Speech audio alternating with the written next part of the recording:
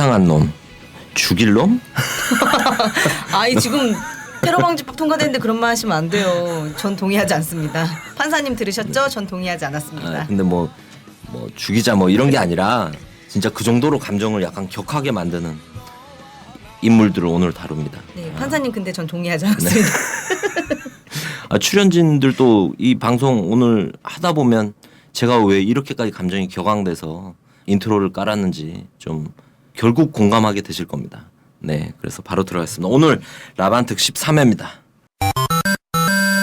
벼르고 있습니다. 맨날 저도 종북으로 너무 당해가지고 종미를 한번 짓밟아보자. 한국 정부에 박혀있는 미국의 정보원입니다. 그래서 지난날 뭐 저희는 그 롤모델해서 여운형 선생님 생애와 사상 다뤘는데요. 그날 다 잡은 우리의 그 신심으로 오늘은 또 나쁜 사람들을 샅샅이 찾아보겠습니다. 곽 박사님 선정한 이유부터. 이거 일단 종북, 종미 이런 게 있잖아요. 근데 종미는 정말 합리적이지 않아요? 종북 실제로 만약에 북한의 어떤 주장을 따른다고 해봐요. 그럼 남는 게 뭐야? 깜빵 가야 되잖아요. 전 재판 때 얘기했어요. 최호준 쓸 때. 아니 종북을 하면 밥이 나오냐 떡이 나오냐 징역밖에 집안 안 다 나오는데. 작살나고 말이지. 그 왜 그렇게 되는 거예요? 근데 종미는 말이 다르잖아요. 그렇죠. 미국을 따라봐요. 밥이 나오죠. 돈이 나오지, 권력이 나오지, 명예가 나오지. 다 나오잖아요. 그럼 종미해야 되는 거 아닙니까 지금? 또 개인의 자기 일신의 이런 이제 출세를 위해서 그렇게 할 수는 없지 않습니까? 인간의 본성은 양심이 있으니까. 우린 양심이 있으니까. 이게 인간들 대체로 양심이 있는 거죠. 그 예전에 일제강점기 치하에서 친일파 하는 사람들이 마찬가지잖아요. 그 사람들 친일 행위를 왜 했겠어? 돈이 나오니까 명예가 나오고. 일본 놈들 하는 대로 하면은 돈도 나오고 집도 주고.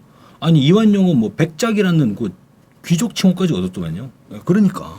자, 그래서 반민특위가 뭡니까? 반민족 행위자 처벌을 위한 특별위원회. 네. 그러면 지금 오늘날의 반민족 행위자는 누구냐 이거죠. 이제 우리나라는 이제 일본하고는 뭡니까? 이제 우리가 다니면서 일본 놈들 얘기하잖아요. 그래서 친일파가 모르겠습니다. 지금도 있는지 모르겠습니다만 오늘의 반민족 행위는 바로 누구냐라고 했을 때 우리 민족의 이익보다는 외세의 이익.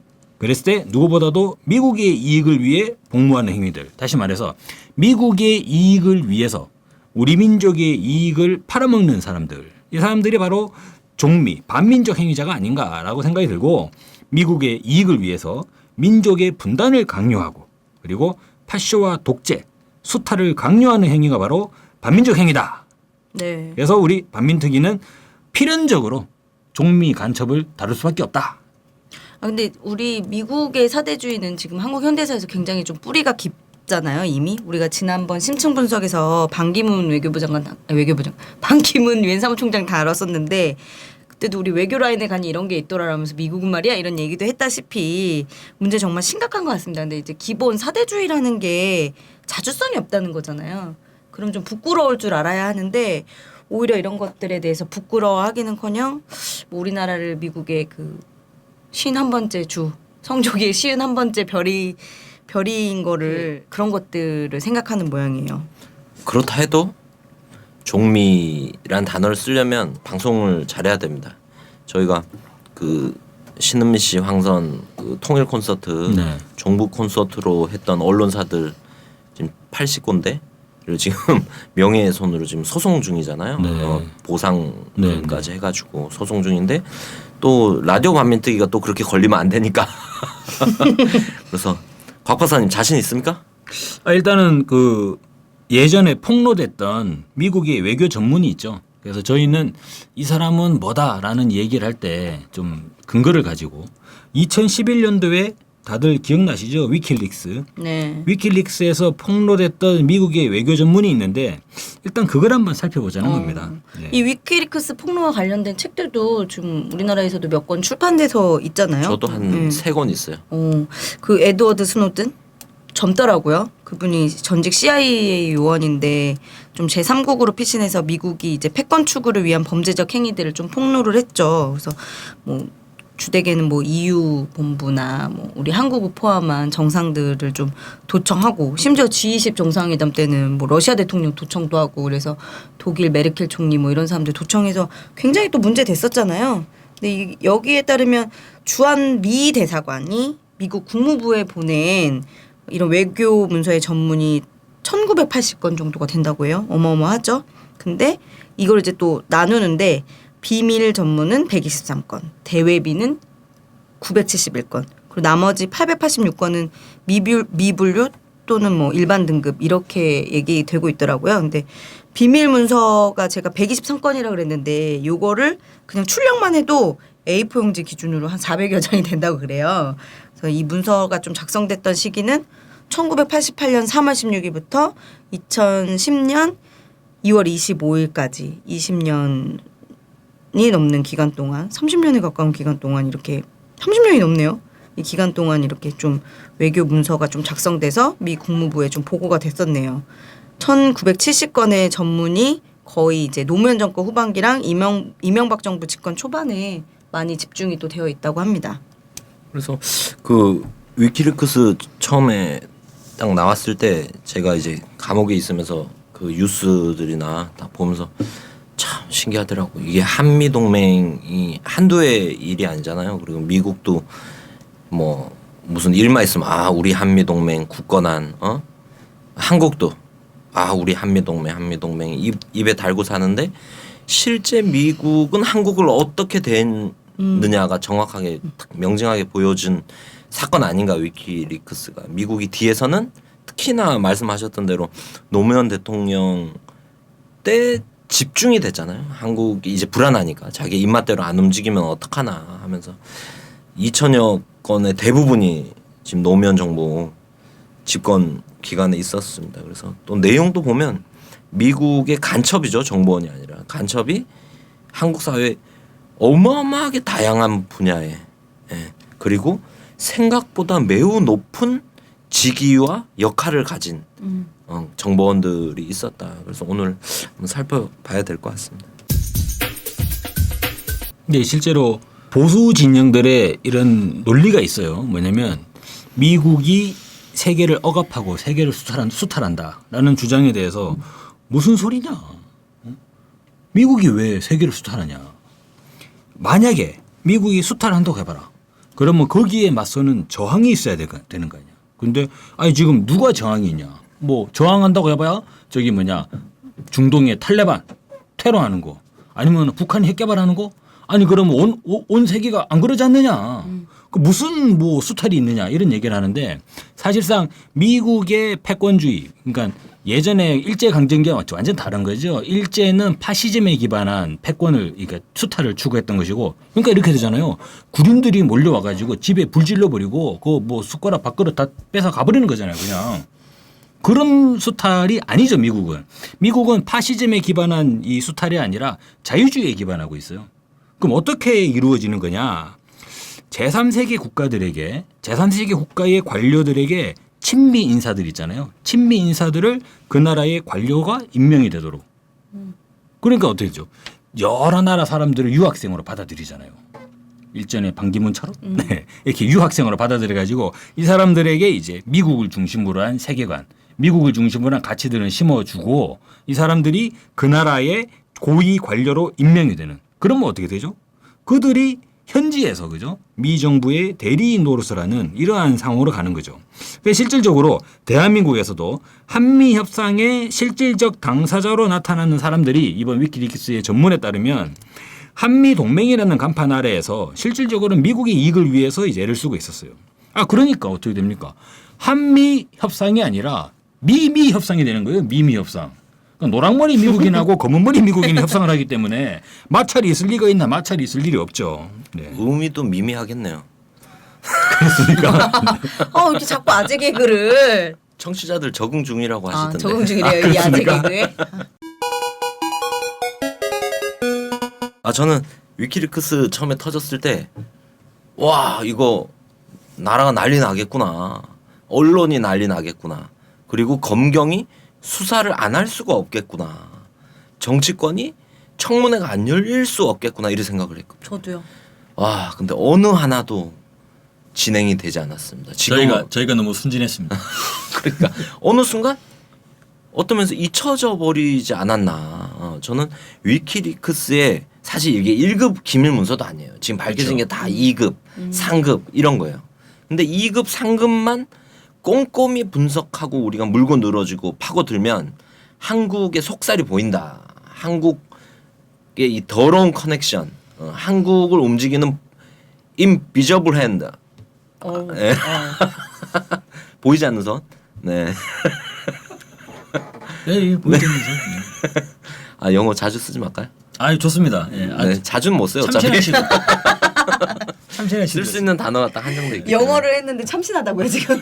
아니 이제 우리 사회자님이 하시는 아니 거는 미국을 참- 상대를 해야 되니까. 예, 그렇죠. 우리가 미국을 직접 딱 취조도 할 수 있는 거고 미국 문서를 우리가 직접 딱 원문을 다 해야 되는 거 아닙니까? 제가 하겠습니다. 하여간 뭐 어찌 됐든 이 위키리크스가 저는 라디오 반민특위에 그 일제 시대 라반트의 친일 임명 사전이 있다면 21세기 그 미국 미제 시대에는 종미 위키리크스가 임명 있다. 위키리크스가 지금 현재 우리한테 있는 거는 그래서 이거를 잘 우리가 분석하고 파헤쳐 보자. 우리라도 하자 이런 생각이 듭니다. 그래서 그 처음 주제를 한번 다뤄보도록 하겠습니다. 광범위하게 존재하는 미국의 정보원. 네, 지금 위키리크스 따르면 미국은 주로 정보원을 이야기할 때 외교 전문에서 컨택이라는 단어로 이제 등장을 합니다. 이것도 영어로 컨택 이렇게 해야 되나? 컨택. 예, 사전적으로는 정보의 원천, 정보원 이런 뜻이죠. 조선일보는 이 컨택에 대해서 뭐라 그랬냐면 첩보계에서 정직한 협조자의 의미로 쓰인다라고 또 이야기를 했다고 합니다. 근데 미국 외교 전문에는요, 정보원만 해도 몇 가지가 나오는지 아세요? 단순 정보원이 있어요. 그 다음에 우리 정보원, our contact. 그 다음에 오랜 미 대사관 정보원, long term embassy contact. 그리고 믿을만한 정보원, reliable contact. 이거 다 해야 되나? 어쨌거나 예. 특정 정부 부처를 지목한 청와대 정보원, 국회 정보원, 외통부 정보원, 통일부 정보원 뭐 이런 다양한 정보원들이 나오고 있어요. 이 지금 몇 가지 컨택이 있는 거죠? 뭐 없는 컨택을 뭐 미국이 그냥 써놓진 않았을 것 같고 이게 종류만 해도 한 8가지 정도 되죠? 그러면 최소 미국이 우리 한국 정부에 심어놓은 이 정보원 컨택들이 한 8명 정도 된다는 거잖아요. 근데 아니, 최소한. 네. 네. 아, 최소한 또 그게 아니죠. 왜냐하면 이게 정보 사업이라는 게 확인을 해야 되잖아요. 예를 들면 청와대 외교안보 라인이다. 한 명한테만 하지 않는 거예요. 이거는 신뢰성을 높이기 위해서 복선으로 하는 게 기본 원칙이에요. 뭐 제가 정보 사업을 해본 건 아니지만 뭐 영화나 이런 거 보면 복선으로 한다. 그리고 또 중앙에 관공서도 중앙에 컨택이 있으면 또 지역의 컨택이 있고 지역에서도 또 그 산하 지역의 컨택이 있고 이렇게 따지면 정부 외곽 조직 뭐 다 이렇게 합치면 네, 맞아요. 만 단위로도 간다. 그것을 이게. 이제 교차 검증이라 그러잖아요. 그러니까 정보의 신뢰성을 높이기 위해 가지고 앞에서도 보고 옆에서도 보고 뒤에서도 보고 같이 종합을 하겠죠. 실제 위키리크스 내용들을 보면 같은 주제를 가지고 다양한 측면의 사람들을 만나요. 완전 반대를 하는 사람이거나 완전 찬성을 하는 사람이거나 어지중간한 입장의 사람이거나 다 한 다음에 그걸 종합해서 이제 결정을 내리더라고요. 그래서 아니 근데 예전에 1997년인가요? 99년에 탈북했던 황장엽 그 돌아가셨지만 그분 대한민국에 난파 간첩 한 5만 명 있다 그랬었잖아요. 와가지고 근데 보수 정권이 막 이런 얘기하면서 툭하면 뭐 대한민국에 간첩이 몇만 명이다. 난파 간첩이 5만 명이 아니고 고정 간첩이 5만 명. 고정 간첩, 네네. 난파 간첩이 아니라 난파 간첩 5만 명이라는. 어떻게 5만 명이 어떻게 내려와요? 탈북자도 3만 명인데. 난 누구 좀 한번 봤으면 좋겠어. 나도 누군지 좀 알았으면 좋겠어. 이 사람들이 누군지. 그래서 하여튼 뭐 그렇게 좀 보수 진영 맨날 그러잖아요. 뭐 종북 세력이 뭐 엄청 많고 근데 막 추정하면서 우리도 이렇게 반민족 행위자의 규모를 좀 추산해 볼 필요가 있는 것 같습니다. 오늘 추산 좀 한번 해볼까요? 네. 근데 네. 이게 그런 게 있는 것 같아요. 딱 황장엽 뭐 얘기하셨는데 이 사람들이 볼 때는 원래 뭐 눈에는 뭐만 보인다고 간첩질을 하는 사람들 눈에는 그런 거잖아요. 미국의 국익을 위해서 막 싸우는 데서 국익에 반해 보이는 국익에 반하는 걸 선동하는 사람들은 다 간첩으로 보이는 거죠. 진짜 간첩 눈엔 간첩만 보인다고. 그래서 실제 이 똥밖에 안 보이는 개들이 얼마나 있는지 한번. 대통령부터 문제죠. 국제 사회에서는 정상회담을 하면 있잖아요. 대통령 똥도 수고해 간다고요. 어떻게요? 정말로. 물을 내리잖아요. 아니 그러니까 이게 어떻게 되냐면 예를 섞인 들어서 데서 찾아야 되나? 미중 정상회담을 한다. 그러면 시진핑 건강 상태 얼마나 궁금하겠어요 미국 사람들이. 영화에도 나와요. 옛날 마지막 황제 보면 그죠? 네. 그 어린 황제 응아를 하면 황관들이 쫙 와갖고 냄새 맡으면서 뭘 더 드셔야 된다. 뭘 더 드셔야 된다. 우리나라도 옛날에 그랬잖아요. 네. 왕들. 그래서 예전에 수세식에서 어떻게 수거할지. 프랑스 대통령인가는 그 미국과 정상회담을 하고 나서는 그 대통령이죠. 프랑스 대통령의 그 배설 맞나? 네. 수거해 갔다고요. 실제로. 네. 공개되기 싫은 거지 그런 것들을. 건강이 안 좋았나? 아니, 그럴 수도 있고 찔리는 게 있을 수도 있고. 네, 뭐 어쨌거나. 네. 실질적으로는 대한민국 사회가 대통령 중심제지 않습니까? 그래서 미국이 어떻게든 정책에 개입을 하려고 할 때 가장 확실한 수단 그리고 가장 이 믿음직한 수단이 바로 대통령을 직통으로 바로 통하는 거죠. 그게 이제 가장 좀 크다고 보는데 그래서 실질적으로 한국 사회에 그리고 뭡니까? 한국 사회에 정보를 수집할 때에도 가장 좋은 게 바로 대통령이죠. 왜? 이 국가의 최고 이제 통수권자이기 때문에 실질적으로 해서 대통령 한번 살펴보자는 겁니다. 먼저 이명박 대통령. 미국이 뭐라 그랬습니까? 미국의 외교 관계자들은 이명박 대통령에 대해서 뭐라 그랬냐면요. 우리와 함께 헌신적으로 일하는 강한 친미주의자. 그죠? 그리고 또 사실상 모든 주요 문제에 미국을 지원하는 성향이다.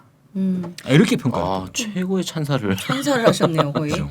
근데 이명박 친형이죠. 그 포스코 비리로 감옥 갔다 오셨던 우리 이상득 형님이 버시바오 미 대사한테 이명박은 뼛속까지 친미 친일이니까 그 성향에 대해서 염려하지 말라고 자신이 또 직접 막 보증을 하고 그랬잖아요. 그러면서 미국산 쇠고기 반대 촛불 집회 한참 일어나니까 거기에 대해서도 뭐 386이 중심이 된 반미 친북 통일 지향 집단이 젊은 세대에게 영향을 미치고 있기 때문이라면서 뭐 김대중 노무현 정부 잔재가 힘과 영향력이 잃게 되면 이런 큰 문제 사라질 거다.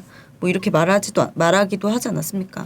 그래서 그 위키리크스 그 본국에 보낸 자료 중에 보면 이명박 대통령 성격까지 다 분석을 해서 낯을 심하게 가린다. 그래서 사회관계가 넓지 못하다. 그래서 특정한 인물과 소통이 집중돼 있다. 그 두 명의 영향을 절대적으로 받는다. 그거까지 분석을 했어요. 그 두 두 명이 명이 형? 최시중과 이상득, 그러니까 친형 형하고 이상득과 이상득. 최시중 두 명. 얼마나 대통령 작업하기가 쉽겠어요. 근데 최시중은 또 뒤에서 다루겠지만 친미 정보원으로 나오죠. 네. 그럼 실제 그 누가 운영을 한 건가 청와대를 이런 것까지 분석이 돼서 올라간 상황이면 최시중은 미국이 움직이고 이명박은 최시중이 움직이고 이런 통로가 거의 이 2급 기밀 문서에서도 확인이 될 정도니 문제가 심각했다라는 생각이 듭니다. 그래서 뭐 어찌됐든 미국 입장에서 이명박이 대단히 마음에 드는 대통령이었을 거다. 이명박이 대통령을 된 것도 결국 뭐 이상득 형이 왜 선거 전에 미 대사를 찾아가서 우리 동생은 뼛속까지 칩니다. 걱정하지. 이런 과정이 결국은 이명박을 대통령을 만든 또 하나의 큰 힘이 되지 않았나 이런 생각이 듭니다. 미국이 굉장히 좋아했을 것 같네요. 이명박 대통령. 근데 지금 박근혜 대통령에 관련한 것들도 위키리크스에 좀 나와 있는 게 있잖아요. 충격적인 내용들도 있죠. 그 위키리크스에 따르면 최태민 목사가 그죠? 과거에 박근혜의 몸과 마음에 대해서 완전한 통제를 하고 있었으며 그의 아이들은 최태민 목사 아이들이죠. 그 결과로 엄청난 부를 축적했다는 것은 공공연한 비밀이다. 저도 많이 봤어요. 인터넷에 엄청 많이 돌아다니긴 하는데. 근데 이 얘기 해가지고 어떤 목사님은 구속도 되고 그죠? 했잖아요. 그 위키리크스에 지금 나와 있는 확정적으로 지금 주장하신 겁니까? 박 박사님은? 위키리크스가 이야기하더라고요. 근데 우리 국민들도 이런 내용 잘 모르잖아요. 근데 이게 어떻게 미국이 이런 걸 외교문서에 기록해가지고 본국으로 보내기까지 했죠? 우리나라에 막 도처에 미국 간첩이. 근데 뭐 설치고 뒤에 있는 이제 것 같은데. 살펴보면 그런 네. 게 더 이해가 될 건 거고 그래서 이거 최태민 사건 딱 보면서는 뭐 그것도 신기하죠. 사람이 자기 마음 통제도 안 되는데 남의 자기 마인드 컨트롤 또 하기가 참 힘든데 뭐 이 문구 자체도 이게 뭘 의미하는 걸까 생각이 많이 들고 그리고 또 하나는 이런 정도의 정보력이면 재작년 박근혜 대통령의 사라진 7시간에 대해서도 미국은 알고 있을 것 같아요. 알고 있을 것 같아요. 박근혜와 미국이 딱 이렇게 알고 있지 않게 우리 한국은 아무도 모르지만 미국은 다 알고 있는 7시간일 수도 있지 않겠나. 그러면서 그와 관련된 뭔가 미국과 박근혜의 긴장감 이런 것들이 뭐 재작년에 뭐 국정원 직원 막 갑자기 죽고 마티즈 타고 가고 막 이런 과정들이 다 참 보이지 않는 또 이런 함수 관계나 긴장 관계나 이런 게 또 특히 그 중심에 우리가 항상 뭐 청와대와 국정원을 얘기 많이 하는데 미국도 여기에 영향을 주는 하나의 또 주요 변수지 않나 해서 뭐 대통령 두 사람 이제 간단하게 언급을 했는데 지금부터 이제 살펴보는 한 명씩 살펴보면 이 그림이 퍼즐이 하나씩 맞춰질 겁니다. 그래서 대통령 최측근 중에 누구나 알고 있는 이제는 미국의 정보원이 한 명 있습니다. 최시중입니다. 이명박 대통령 때 방통위원장 했던 그렇죠. 사람이잖아요. 그 포항 출신입니다. 최시중이 포항 동양이죠. 여기도 영포에 뭐 이런 동양 출신인가? 아니에요. 아니 그 동네죠, 그 동네. 이명박 대통령은 일본에서 태어났어. 그러니까 이명박 대통령 그거 아세요? 출생지는 오사카고 네. 고향은 포항이다. 제가 다녀온 오사카. 네, 그건 포항 출신이고 특이한 게 역할이 여론조사 기관 유명하잖아요. 한국갤럽 여기 회장이었어요. 최시중이. 그러면서 이제 그 이상득이랑 이재호와 함께 이제 2007년에 MB 대선에서 핵심 역할을 했죠. 그래서 6인회라고 불렸죠. 그때 6인회 멤버 중에 한 명이었다. 그래서 최시중 전 방통위원장이 종편도 통과시켰잖아요. 앞장에 서가지고. 그때는 이게 뭔가 했는데 진짜 어마어마한 역할을 해낸 거죠. 실제. 진짜 어마어마한 보수 역할을 정권의 하는 거네. 탄생과 유지의 결정적 방조자 종편을 만들어낸 인물이 또 최시중이었다. 아니 그러면 종편의 아버지가 미국의 정보원? 그렇게 되는 건가? 그림이 그렇게 되네요. 아니 근데 어떻게 여론조사 기관 회장이 미국의 정보원을 그러니까 우리나라 지금 여론조사 이런 거 하나도 믿을 수가 없는 거잖아요. 아니 실질적으로 최시중이 여론조사와 관련해서 미국에 뭐 정보를 넘긴 사례가 있습니다. 그래서 그 갤럽 회장을 하던 시절 97년에 주한 미국 대사 그때 이제 스티븐 보주어스였는데 이 사람한테 여론 결과 사전 여론조사 결과를 유출을 했어요. 근데 이게 왜 문제냐면 불법 아니에요 이거? 네, 불법이에요.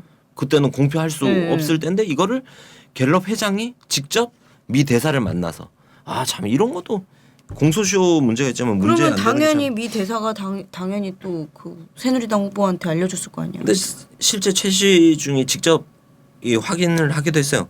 한국 정치와 관련해서 미국 대사와 자주 만나서 의견을 나눈다라고 직접 자기 입으로 얘기한 경우도 있습니다. 아니 근데 그 1997년이면 이 위키리크스 폭로 전이죠. 그럼 몇 년간 이렇게 도대체 몇 년간 미국에 정보원을 했다는 거지? 그래서 최시중이 뭐라 나오냐면 미국의 오랜 정보원으로 나와요. 그 오랜 정보원. 그러니까 뭐였죠 영어로? 2007년도 오랜 정보원 롱타임. 복습해야 돼. 저도 영어 되게 못하거든요. 솔직히 말씀드리면 그래서 보고 읽어야 돼요. Long time embassy containe요. 나중에 전문을 봐야 되니까 우리가 원문. 최시중은 미국의 오랜 정보원이었죠. 그로부터 97년부터 10년이 지나 2007년도에 미국 대사관의 오랜 정보원으로 나타납니다. 그러니까 최소 10년 이렇게 볼 수 있죠. 한국 갤럽의 전 오너이자 그죠? 이명박 후보의 고위 참모. 근데 여론조사 기관의 회장이 그 대선 캠프 핵심 6인의 멤버라는 것조차도 좀 쇼킹한 거죠, 그죠? 그러네요. 그때 최시중이 미국 쪽에다가 이런 얘기를 했다는 거예요. 리버럴 진영의 선두 후보에 비해서 현재 30% 가량의 지지율 차이로 앞서고 있지만, 그죠? 구체적으로 예측도 했어요. 통합민주당의 대선 후보 경선 승자가 10월 15일에 대선 후보로 확정되면 그죠? 지지율 상승 효과를 누릴 것이다. 그러니까 이제 통합민주당이 지지율이 올라가겠는데 하지만 미국은 이렇게 썼습니다. 그럼에도 불구하고 영악한 선거 관찰자이자 미국 대사관의 오랜 정보원인 최시중은 뭐라고 보았느냐, 그죠? 통합민주당은 정치적 실수를 계속할 것이고, 그래서 후보 선출과 차후의 단일화 등을 활용해 나가는데 실패할 것이다라고 하면서 조심스럽게 대선 결과를 낙관했다. 근데 이런 여론조사 기관장이 미국한테 이런 거를 왜 보고를 했는지도 사실 이해가 안 되지만, 이거 여론조사 불법인 거고 또 이거는 사실 기밀인 거잖아요. 근데 왜 했는지는 이해가 되시잖아요. 그거 왜 했는지는 이해가 되지만 여론조사 기관에 그냥 회장으로만 놓고 보면 이거 근데, 미국한테 예. 기밀을 통째로 갖다 바친 건데 이건 완전 간첩인 거잖아요. 그냥. 실제로 최시중은 대선 이후에 2008년도 그죠? 2008년도 1월 18일자 미국 외교전문에 또 있어요. 거기에 따르면 1월 17일에 최시중은 대통령직 인수위원회 관계자 자격으로 미국 대사를 만납니다. 그때 뭐라 그랬냐면요. 초대 외교장관 인선에 대한 정보를 흘리는 거죠. 그러면서 이명박 당선자가 미국을 절대 실망시키지 않을 것이다 라고 이제 강조를 했다고 합니다.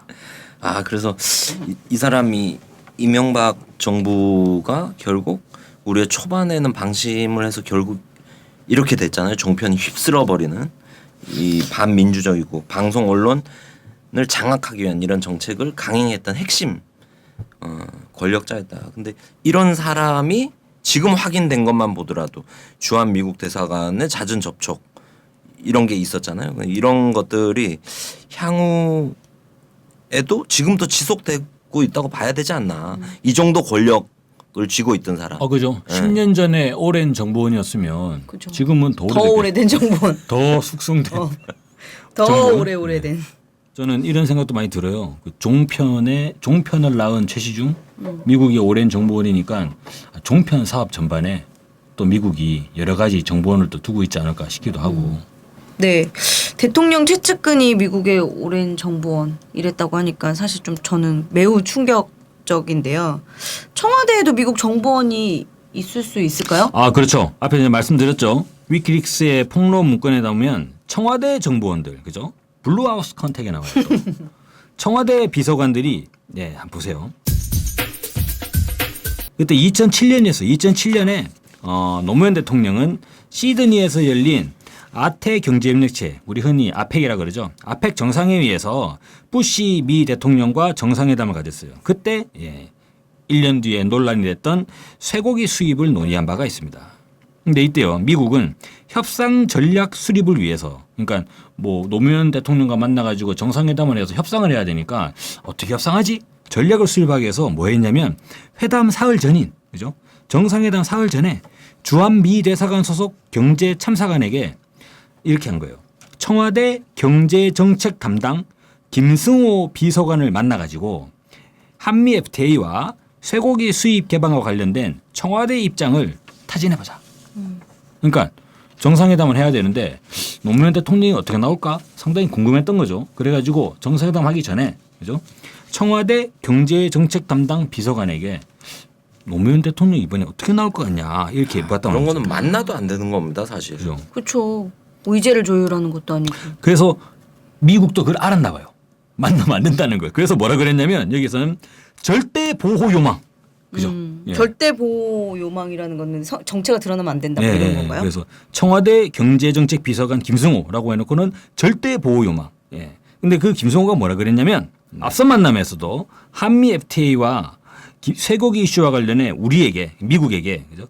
청와대가 무슨 생각을 하고 있는지에 대해서 통찰력을 제공해주는 가치 있는 정보원이다. 그죠? 네.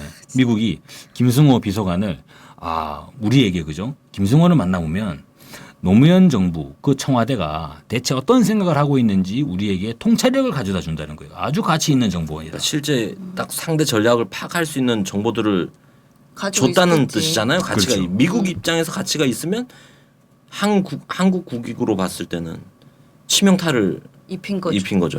아니 근데 그러니까 절대 보호 요망.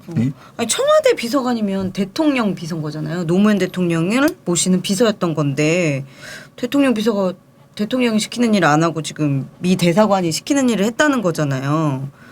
대통령보다 뭐 이게 더 중요하다고 미국이 더 중요하다고 생각하는 건가? 근데 얼마나 그랬으면은 미국이 절대 보호가 필요한 가치 있는 정보관이라고 했겠어요. 미국이 이걸 위법이라는 걸 모르지 않죠. 왜냐하면 2000년대 기억나죠. 로버트 김이라고 한국적을 가진 이제 미국의 그 미 해군 정보국에서 일하는 한국적 사람이 있었어요. 로버트 김이라고. 근데 이 사람이 이제 한국에 이제 친척이나 지인들이 있으니까 근데 그 중에 군부에 아는 사람이 있었나 봐. 그래서 백동일 소령인가 대령인가 그 사람이랑 일상적으로 이제 언론에 나오는 이런 것들을 의견을 주고받고 했나 봐요. 근데 간첩죄로 미국에서 9년을 복역했어요. 그래서 뭐 언론에는 뭐 약간 애국 로버트 김 뭐 이런 얘기 나오긴 하는데 뭐 애국 그까지는 모르겠고. 네. 근데 어찌됐든 미국이 이런 거와 관련해서 스파이 행위와 관련해서 매우 민감해하고 매우 엄격하게 다루고 있는 나라거든요. 근데 실제 한국에서는 자기들이 하고 있다. 네, 위법 행위를 일상적으로 자행을 하고 있다. 이거는 이거 잘못하면 보시하고 저기 징역 가가지고 9년간 콩밥 먹어야겠네. 그래서 미국에 우선 이거를 진상규명 사과 이런 게 진짜 필요하다. 김승호 또 다른 건 또 있었죠. 예, 미국이 절대 보호가 이제 요망된다라고 하는 가치 있는 정보원 김승호. 이 사람 뭐 했냐면요. 미국에게 한미 정상회담과 관련된 청와대 내부 전략을 전달한 게 있죠. 미국 외교 전문에 따르면 노무현 대통령이 그죠?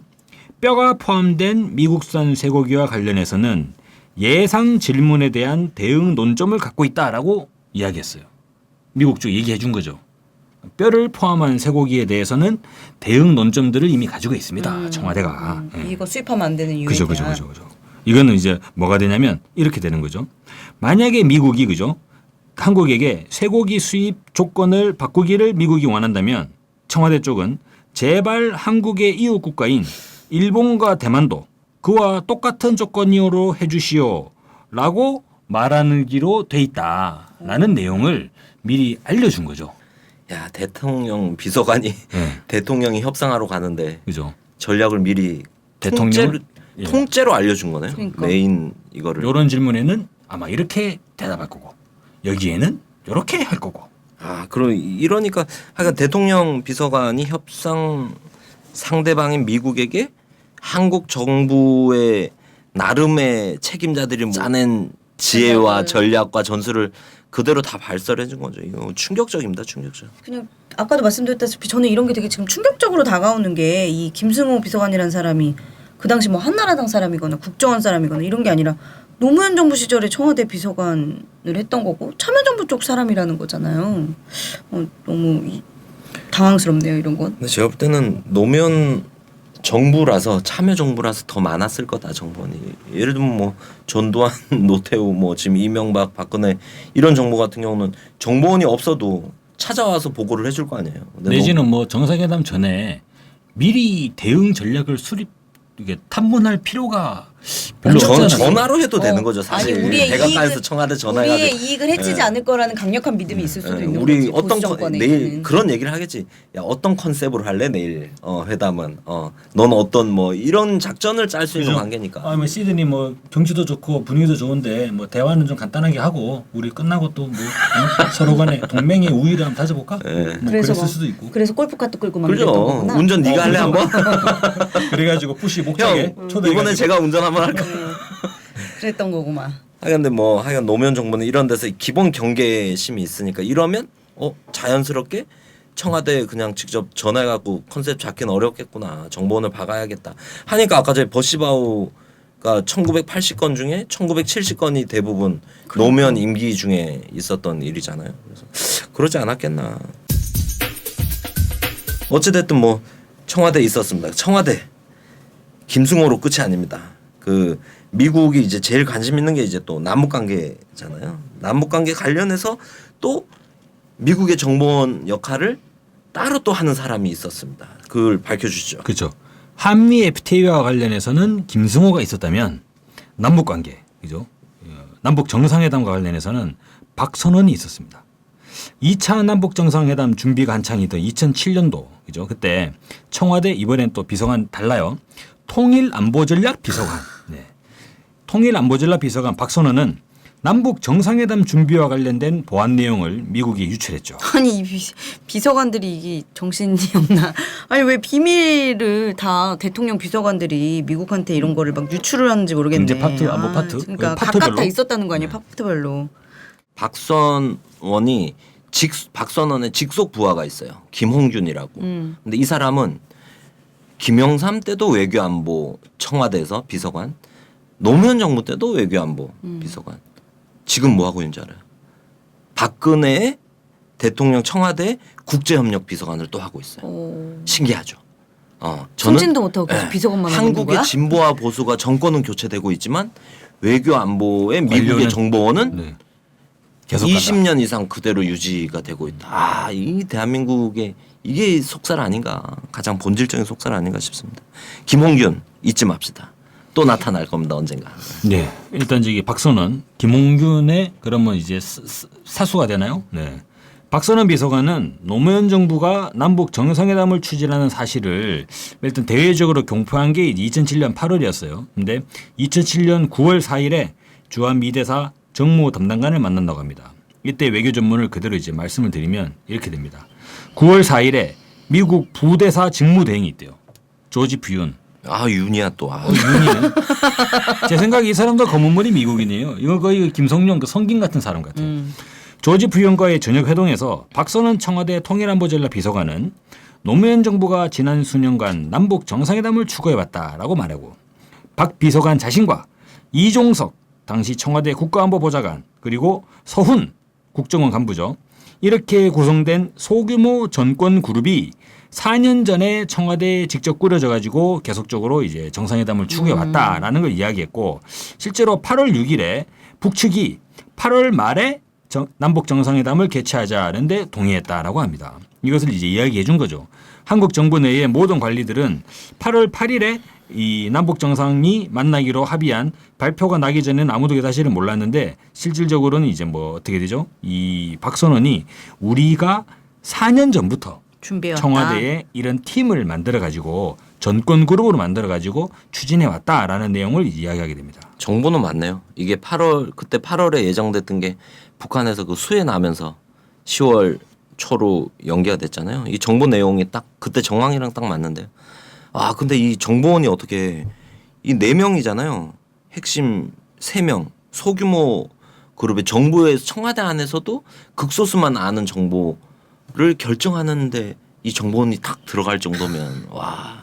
아니, 나중에 대단합니다. 저기 이종석 이분 나중에 이 통일부 장관까지 하시잖아요. 이종석 씨도 이거 보지 않았겠어요? 위키리크스 이거 그러게. 아주 그냥 뒤통수 맞는 느낌이었을 것 같아. 아니 이 사람이 그랬단 말이야? 하는 식으로. 그러니까 미국은 청와대 비서관을 통해서 정상회담 추진 세력들이 누구냐 이거를 파악했죠. 그리고 정상회담이 어떻게 추진되고 있냐라는 경과도 파악을 했죠. 그리고 더 나아가서 정상회담의 의제 그리고 실무 준비 과정까지도 탐문한 걸로 나타납니다. 어떻게 되어 있냐면요. 또 다른 외교 전문을 보면 미국이 이렇게 이야기합니다. 우리의 통일부 정보원들에 따르면 이번엔 통일부 정보원이 나와요. 여기는 청와대 비서관들이고 청와대에서 정상회담 한다고? 좋아. 그러면 통일부 쪽을 봐야겠는데 어이 통일부 이리 나와봐. 그러니까 통일부 정보원이 다. 이거 완전 고구마 줄기네요. 네. 통일부 정보원에 따르면 지난주에 개최된 북한과 준비회의 그러니까 북한과 지난주에 준비회의 했다는 것도 이야기되면서 양측은 남북이죠. 단지 운송, 언론, 공동취재, 숙박 뭐 이런 것들에 대한 실무 계획만 합의했다라는 걸 미국에게 보고를 했고 또 남북 정상회담의 의제는 여전히 빈 페이지로 남아있다. 아직까지 의제가 확정된 게 아닙니다라는 것도 보고를 했어요. 그리고 아직까지 합의된 건 뭐냐. 첫날은 회의 후에 오찬을 하자라는 정도의 내용만 돼 있다라는 것도 이제 보고를 한 거죠. 그러면 미국은 이쪽만 딱 이제 손을 놓고 있으면 지금 이렇게 준비되고 있구나라는 것들을 실시간으로 거의 이렇게 보고를 받았다는 것이죠. 그러면서 미국은 뭐라 그랬냐면 우리의 통일부 정보원들은 회담 의제가 구체화되지 않을 것이라고 확신하고 있다. 왜냐면요. 북측 준비단은 이렇게 이야기를 한다고 합니다. 회담 의제는 김정일 국방위원장에게 달렸다. 이게 이제 북측 준비관들이 항상 이렇게 이야기하기 때문에 이번에도 회담 의제가 미리 다 조율돼 가지고 되진 않을 거고 상당히 좀 재량의 폭이 넓을 거다라고 봅니다. 라는 내용까지 미국으로 통째로 다 날아간 거예요. 자, 그러면 여기에 나타나는 우리의 통일부 정보원 이게 누구냐? 이걸 알아봐야겠죠. 이 나중에 국회 청문회 과정에서 송민순 의원이 이거를 밝혀냈다고 합니다. 이 사람은 누구냐면 통일부의 엄종식 차관이라고 합니다. 차관. 통일부 차관이에요, 차관. 충격이에요. 차관이 핵심이거든요. 차관이면 장관은 모를 리가 바뀌잖아요. 그렇지. 네. 차관은 행정직에서 승진해가지고 실제 통일부를 관할한 사람이 어떤 장관이 오든 전 외교부만 그런 게 아니네요. 외교부만 우리가 뭐 검은 머리 미국인 얘기했었는데 어찌됐든 그 남북 회담 이런 거 하면 그런 거 사실 국민들이 갸우뚱했잖아요. 왜냐하면 미리 의제가 안 나오고 일정이 미리 안 나오잖아요. 남북 정상회담 이런 거. 그래서 좀 답답해하고 미리 알면은 언론도 대응하기가 좋고 막 이런데 이걸 보니까 오히려 그게 이해가 돼. 그게 맞는 것 같아. 의제도 미리 공개시키지 말고 완전 아예 안정해졌다로 하고 일정도 안정해졌다로 하고 미국한테 이렇게 줄줄 새는 거면 정보가 그러니까. 그럼 거꾸로 이렇게 볼 수 있나요? 북측에서는 이미 알고 있었어. 남북 간에 논의를 하고 있는데 이거 어차피 정해봐야 미국 쪽으로 줄줄 다 새나갈 건데 이렇게 나왔을까? 그랬을 그렇게도 수 있죠. 것 그리고 같아. 노무현 그럴 수도 대통령이 있을 것 같아. 예. 이런 걸 예상하고 노무현 대통령도 적극적으로 이걸 미리 주요 간부진들이랑 또 협의를 안 하셨을 수도 있고 그래. 뭐 어찌됐든 참 파면 팔수록 그냥 통탄할 노릇입니다. 그 모든 이 가장 국가 대사, 민족 대사, 남북 정상회담 준비 정황까지도 미국에 이렇게 정보가 다 새고 있었다. 사실 통일 문제 같은 경우에서 미국은 적이잖아요. 민족의 통일을 어떻게 바라겠어요, 미국이. 어떻게든 이걸 막아보자고 할 텐데 그런 데서 드러났다시피 정보원을 외교부, 통일부, 청와대 총가동해서 좀 정보 파악을 하지 않았나. 그래서 요것만 나오지 1급 기밀엔 그런 거 있지 않겠어요. 정보가 딱 파악됐을 때 이걸 막기 위한 대책?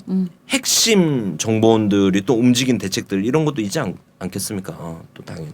실제로 앞서서 저희가 이제 경제 측면에서 한미 FTA를 말씀드렸는데 한미 FTA는 사실 미국이 변명의 여지가 약간 있어요. 뭐냐면 협상하는 거 아니에요, 협상. 우리는 우리 나름대로 우리가 좀 더 어떻게 하면은 더 잘 팔아먹을 수 있을까? 우리는 순수 경제적 관점으로 협상한 거다라고 변명을 할 수 있어요. 근데 이 남북 정상회담은 변명의 여지가 없어. 그러니까. 대한민국이랑 북한이 회담하는데 미국이 지가 뭔데 자꾸 막 들어와가지고 야 어떻게 됐어? 어디 뭐 의제는 정해졌어? 아직 안 정해졌다고? 언제 정되거? 이걸 왜 하냐는 거지 이거를. 이거 완전히 이거는 정탐이다, 탐문이다 이렇게 볼 수 있죠. 네, 제가 준비한 내용도 있습니다. 노무현 정부 내에서 미국을 위해 일한 이들. 바로 우리 지난 시간에 라디오 반민특위 진보종편에서 다뤘던 인물이죠. 기름장어? 예, 기름장어 씨. 아니, 간기문. 아니지, 간기문. 간기문. 예. 간 열심히 보관 간기문에 대한 이야기입니다. 간기문 유엔 사무총장이 외교보좌관으로 근무할 당시에 이 대통령이 노무현 대통령을 따돌린 일이 있다고 합니다. 대통령이 따돌렸겠죠. 예. 아니라니까. 들어보십시오. 2003년에 용산 미군기지 이전 문제로 미국과 협상을 벌이고 있었죠. 근데 외교통상부 협상팀이 대통령을 배제하고 협상을 진행을 했던 거예요. 이게 인터넷 팟캐스트 아주 유명한 분이죠. 낙곰수의 김용민 PD가 보수를 팝니다라는 책을 썼는데요. 그 책에서 언급한 내용이에요. 읽은 기억나요. 당시에 그 협상의 책임자가 반기문 그 당시 청와대 외교안보 수석이었죠. 2003년 11월 18일 청와대 민정수석실이 작성한 용산기지 이전 협상평가 결과보고에 밝혀진 당시 협상팀의 협상 방침인데요. 대통령은 반미주의자이므로 협상 개입을 최소화시킨다. 누가 그랬다고요? 반기문이요. 반미주의자, 노무현 반미주의자니까 협상 개입을 최소화시킨다. 그 협상은 누가 하는 거예요? 기름장어가? 기름장어가. 그 따돌렸다 그랬잖아요. 제가 따돌린 거 맞잖아요. 용산기지 이전은 미국이 원하는 대로 얼마의 돈이 들든지 추진해야 된다. 누가? 반기문이. 미국이 원하는 대로. 미국이 원하는 대로. 국회와 국민들이 문제 삼지 않을 수준에서 합의의 형식으로 문자와 표현을 바꾸는 것을 협상의 목표로 한다. 반기문이? 이게 협상의 목표래요. 아니 이거 진짜 그 정체성이 맞는다. 봐요. 문자와 표현을 바꾸는 걸로 기름장어의 이 그래. 특유의 그죠? 예. 빠져나가기. 근데 이게 어떻게 협상의 목표일 수가 있냐고요. 이게 뭐 우리나라 방침이라고 말도 못 하겠습니다. 이거는 미국에서도 이렇게 노골적으로 쓰진 못할 거 아니에요. 대놓고. 그러니까 뭐 이건 한국 미국의 협상은 없다. 어차피 그냥 머리 색깔 다른 미국과 미국의 협상이다. 미미한 협상? 뭐 대통령 측근, 청와대 뭐 이런 정보들 살펴봤습니다. 또 약간 다른 쪽에서도 좀 살펴보도록 하죠. 네, 이번에는 그 통상교섭 분야 좀 유명하지 않습니까? 왠지 그럴 수밖에 없을 듯한. 저 사람은 왠지 좀, 그죠? 저 사람은 한국을 위해서 일하나 미국을 위해서 일하나 이런 의문이 드는 사람들이 일단은 통상교섭본부의 핵심 인사였던 김현종이 있습니다. 이 김현종은 통상교섭본부장으로 재직할 당시에 한미 FTA 협상을 주도했죠. 근데 이 사람이 대표님, 주권방송에서 샴푸를 공동 구매한다면서요? 네, 주권방송 후원을 위한 천연 한방 샴푸 100세트를 한정 공동 구매하고 있습니다. 네, 천연 한방 샴푸라고요? 경피독이라고 들어보셨죠? 피부를 통해서 흡수되는 독인데요. 피부를 통한 흡수는 매우 빠르고 해독이 되지 않아서 인체에 치명적입니다. 샴푸, 바디워시 등에 있는 합성 계면 활성제, 증점제, 방부제들이 다 피부에 흡수되는 독입니다. 방부제, 증점제, 산도 조절제를 사용하지 않고 한방 샴푸는 유익한 미생물과 천연 약재, 추출물을 사용하여 만든 샴푸입니다. 그게 그렇게 좋나요? KM 미생물을 사용해서 두피에 기생하는 모낭충, 피등균을 감소시키고 천연 방부 효과가 있는 정향과 계지를 사용해서 피부 트러블이 거의 없습니다. 아, 네, 탈모 방지 효과도 있다면서요? 천연 약재 추출물을 사용해서 지속적으로 사용할 경우에 머리카락이 덜 빠지게 되고요. 모발이 풍성하고 또 윤기가 있어짐을 느낄 수 있습니다. 어떻게 구입할 수 있습니까? 주권방송 홈페이지에서 배너를 누르시면 주문소로 이동합니다. 주문하시고 입금하시면 바로 롬즈를 만날 수 있습니다. 주권방송 후원을 위한 천연 샴푸 공동 구매. 많은 구매 부탁드립니다.